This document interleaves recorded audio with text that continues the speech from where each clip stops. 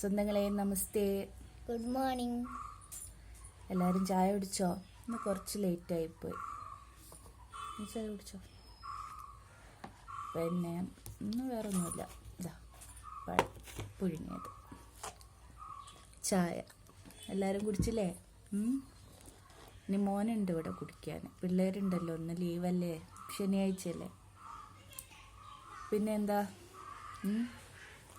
ഇന്നലെ അമ്പലത്തിലൊക്കെ പോകണമെന്നുണ്ടായിരുന്നു, പക്ഷെ ക്ഷണിക്കപ്പെടാത്തൊരു അതിഥി ഇവിടെ വന്നിട്ടുണ്ടായി. ആ അതിഥീനെ കൊണ്ട് ഞാൻ കഷ്ടപ്പെട്ടുപോയി ഉള്ള പറയാലോ. വീട്ടിൽ ആരെങ്കിലും ഉള്ള സമയത്തല്ലേ ഇങ്ങനെ അതിഥികളൊക്കെ വരേണ്ടത്. പക്ഷേ ഇല്ലാത്ത സമയത്ത് വന്നിട്ടുണ്ടെങ്കിൽ കഷ്ടപ്പെടും. ഞാൻ വീഡിയോ ഇട്ടുണ്ട് കേട്ടോ, നോക്കണ്ടേ എൻ്റെ ഗസ്റ്റ് ഏതാന്നുള്ളത്. പിന്നെന്താ, എല്ലാവരും സേഫായിരിക്കുന്നല്ലോ അല്ലേ?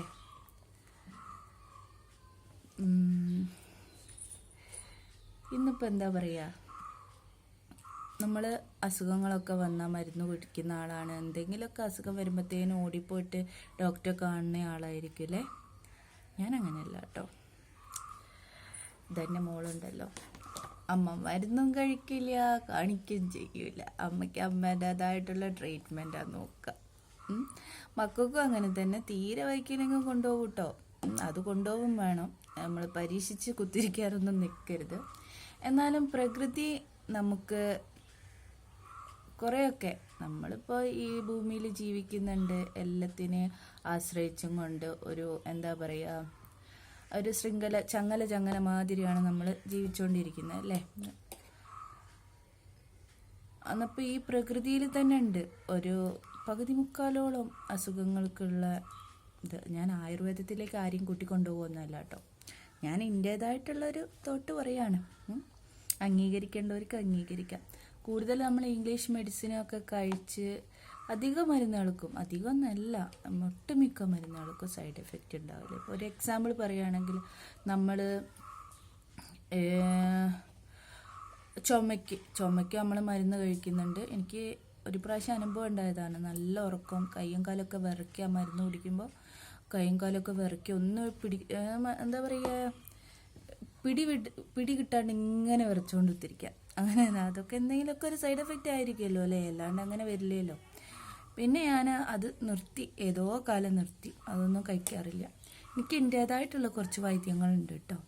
ഞാനിപ്പം ഈ വിഷയം ഞാനിവിടെ ഇടാൻ കാരണം വേറെ ഒന്നുമല്ല, അധികം ഇതിലും ഞാൻ കണ്ടത് പൂക്കളുടേതും ഫ്രൂട്ട്സ്, പച്ചക്കറി അങ്ങനെയൊക്കെ പറഞ്ഞിട്ടുള്ളതാണ്. പക്ഷെ ഇങ്ങനെയൊക്കെ വളർത്തുന്നവരും അതിൻ്റെ ഇടയ്ക്കൊക്കെ ആയിട്ട്, അല്ലെങ്കിൽ വേറെ സെപ്പറേറ്റ് ആയിട്ട് തന്നെ കുറച്ച് ആയുർവേദം നമ്മൾ വീട്ടിൽ തന്നെ, ഇനി ഞാൻ കാണാഞ്ഞിട്ടാണോ എന്ന് എനിക്കറിയില്ല, എന്നാലും ഞാൻ ഒട്ടുമിക്ക വീഡിയോസ് ആയാലും ചില വീടുകളിലൊക്കെ നോക്കിയാലും അവരിങ്ങനെ ഭയങ്കര മറ്റേ അഭിമാനത്തോടെ പറയും, ഞങ്ങളിങ്ങനെ കൃഷി ചെയ്ത് അതുണ്ട് ഇതുണ്ട് മറ്റേണ്ട് മറിച്ചുണ്ട് എന്നൊക്കെ പറയും. ഇപ്പോൾ ഈ വീഡിയോ കാണുന്നവർക്കും അറിയാം, നിങ്ങൾക്കിപ്പോൾ ഈ പറയണത് നിങ്ങൾക്കുണ്ടോയെന്ന് ചോദിക്കും. നമുക്ക് മണ്ണേ ഇല്ല. ആ മണ്ണില്ലാത്ത ഞങ്ങൾ എവിടെ, എന്നാലും ഞങ്ങൾ കുഴിച്ചിടുകയൊക്കെ ചെയ്തിട്ടുണ്ടായിരുന്നു കേട്ടോ. പിന്നെ ഇവിടെ ഇപ്പോൾ വന്നിട്ട് 3 മാസമേ ആയിട്ടുള്ളൂ. ഇവിടെ ശ്രമിക്കുന്നുണ്ട്, മണ്ണിൽ പിടിച്ച് കിട്ടുന്നില്ല. ഇനി ഗ്രോ ബാഗിലാക്കണം, വയ്ക്കുക. ഞാൻ എൻ്റെ ഒരു പോളിസി എങ്ങനെയാണെന്ന് വെച്ചാൽ, പച്ചക്കറികളും ഫ്രൂട്ട്സും ഒക്കെ നമ്മൾ കൃഷി ചെയ്യുന്നതോടൊപ്പം തന്നെ ഇത് കൃഷി ചെയ്യണ്ട, പക്ഷേ വീട്ടിലേക്കുള്ള ചെറിയ പൊടിക്കൈകൾക്ക് വേണ്ടിയിട്ടുള്ള കുറച്ച് എന്താ പറയുക, ആയുർവേദിക് ആയിട്ടുള്ള സാധനങ്ങൾ ഒരു വശത്ത്. ഇതൊക്കെ പിന്നെ ആയുർവേദിക് ആയിട്ടുള്ള സാധനങ്ങൾ നമുക്ക് കുഴിച്ചിടുമ്പം ചിലവരൊക്കെ പറയും അത് പിടിക്കുന്നില്ല, അതാക്കുന്നില്ല എന്നങ്ങനെയൊക്കെ പറയും. പിന്നെ നമ്മൾ ചിലതൊക്കെ ഒരു ദൈവീകപരമായിട്ട് പറയുകയാണെങ്കിൽ ചിലത് അങ്ങനെ എടുക്കാൻ പാടില്ല, അങ്ങനത്തെ ഒരു വിശ്വാസമുള്ള ആളും കൂടിയാണ് കേട്ടോ ഞാൻ. ഇപ്പോൾ ചൊവ്വ വെള്ളി ദിവസങ്ങളിൽ തുളസി പറിക്കരുത്, സന്ധ്യ കഴിഞ്ഞിട്ട് തുളസി പറിക്കരുതെന്നുണ്ട്. പിന്നെ സ്ത്രീകൾക്ക് പറ്റാത്ത ദിവസം തുളസി, ആയുർവേദ ചെടികൾ തൊടരുതെന്നുണ്ട്. അങ്ങനെ പലതും ഉണ്ട് കേട്ടോ. അപ്പോൾ അതൊക്കെ നോക്കിയിട്ടൊക്കെ ചെയ്യണം എന്നാണ്, ചെയ്യുന്നവർക്ക് ചെയ്യാം. പക്ഷെ ഞാൻ അങ്ങനെയാണ് കേട്ടോ. അന്നപ്പോൾ തുളസി കുഴിച്ചിടുക, ആര്യവേപ്പ്, പിന്നെ എന്താ പറയുക, കറ്റാർവാഴ, അങ്ങനെ ഒട്ടുമിക്ക ആയുർവേദിക് പരമായിട്ട് നമ്മളെ കൊണ്ട് പറ്റുന്നത് മണ്ണുള്ളവർ ചെയ്യണം കേട്ടോ. അതാണ് എനിക്ക് പറയാനുള്ളത്. കുറച്ചൊക്കെ നമ്മൾ പ്രകൃതി മൊത്തത്തിൽ നമ്മൾ വെസ്റ്റേൺ ആയാലും പിന്നെ ഫുള്ളായിട്ട് നമ്മൾ എന്താ പറയുക പരീക്ഷണങ്ങൾക്ക് നമ്മളെ തന്നെ കൊടുക്കാണ്ട് കുറച്ചൊക്കെ ഇപ്പോൾ പനി വന്നാൽ ചിലതൊക്കെ നമുക്ക് തന്നെ മാറ്റാൻ പറ്റും. ചില പ്രായമുള്ള ഡോക്ടർമാരടക്കം നമ്മളോട് പറയാൻ എന്താ അറിയോ, കുറച്ച് ദിവസം 2-3 ദിവസം നിങ്ങൾ വീട്ടിൽ തന്നെ നമ്മളെ വീട്ടിലുള്ള എൻ്റെ അനുഭവത്തിൽ പറഞ്ഞതാണ് കേട്ടോ. ഇപ്പം ശശിധരൻ ഡോക്ടർ എന്ന് പറയും ഇവിടെ ഉള്ളത്. കുട്ടികളൊക്കെ ചെറുപ്പത്തിൽ നമുക്കൊക്കെ പേടിയല്ലേ, പ്രത്യേകിച്ച് ഞാൻ ഒറ്റയ്ക്കൊക്കെ നിൽക്കുന്ന സമയത്ത് കുട്ടികളൊക്കെ ഏട്ടൻ മണിക്ക് പോയിട്ട് വൈകുന്നേരമൊക്കെ അല്ലേ വരിക, രാത്രിയൊക്കെ അല്ലേ വരിക. മക്കൾക്ക് എന്തേ പറ്റി ഓടും വെച്ചിട്ട് ഞാൻ ഒറ്റയ്ക്ക് തന്നെ. അപ്പം ഡോക്ടറിനെ പറഞ്ഞു തന്ന അതേമാതിരി നമ്മുടെ ഫുഡിൽ തന്നെ അംഗനവാടി കൊടുക്കുന്ന മറ്റേ ഒരു പൊടിയില്ലേ, എനിക്കറിയാം എന്തേലും പേരെന്ന്, അംഗനവാടി കൊടുക്കുന്നത് അമൃതപ്പൊടി.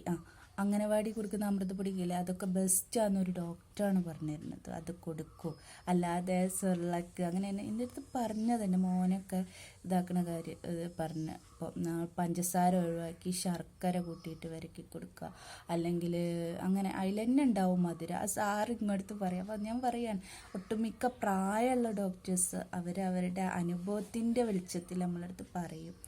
അതുകൊണ്ട് നിങ്ങൾ ചെയ്യാം. പിന്നെ ഞാൻ പറഞ്ഞല്ലോ നമുക്കൊരു തരി മണ്ണില്ലായിട്ടാണ്, പക്ഷെ മണ്ണുള്ളവർ അത് ചെയ്യണം കേട്ടോ. ഓക്കെ, ഇന്നത്തെ ദിവസം ഇതിൽ നമുക്ക് സ്റ്റാർട്ട് ചെയ്യാം. ഇനി എന്തെങ്കിലുമൊക്കെ വീഡിയോസ് ഉണ്ടെങ്കിൽ ഞാൻ ഇടുന്നുണ്ട്. പിന്നെ ഇത്രയൊക്കെ തന്നെ. ബൈ.